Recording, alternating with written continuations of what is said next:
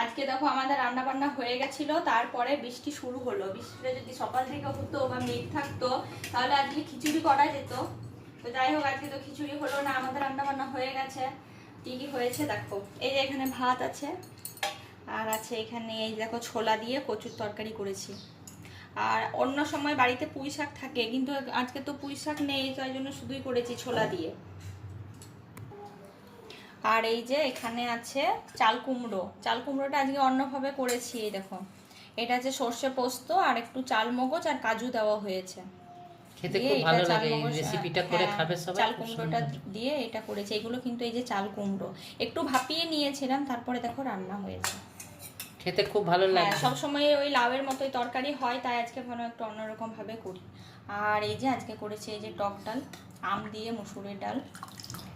এই টক ডালটা খেতেও কিন্তু খুব ভালো লাগে, দেখবে সব ভাত কিন্তু এই টক ডাল দিয়েও খাওয়া যায়। আর এখানে আছে ওইটা আলু কুমড়ো ভাজা করেছিল মামনি। এটা সকালে টিফিনের জন্য হয়েছিল, অনেকটাই হয়েছিল, এক বাটি হয়েছিল। সকালে টিফিনে আমরা কিছুটা খেয়েছিলাম আর কিছুটা রয়ে গেছে। একবার সবাই মুড়ি খেলো এইটা দিয়ে। আর আছে এখানে এই যে ডিমের কারি। ডিমের একটু ঝোল ঝোল রাখা হয়েছে, যাতে একটু রাতেও খাওয়া হয় রুটি দিয়ে বা ভাত দিয়ে, সেজন্য একটু ঝোল ঝোল রাখা হয়েছে। ব্যাস, আজকে রান্না বান্না এইটুকুই হয়েছে, আর বেশি কিছু হয়নি। আর এই যে এখানে আছে ঝড় বৃষ্টি হয়েছে, তাই আমাদের স্ট্রিটের একটা বাড়ি থেকে, ওই বাড়িতে কেউ ছিল না, কিন্তু আম গাছে আম পড়েছিল, তাই আমরা নিয়ে এসেছি।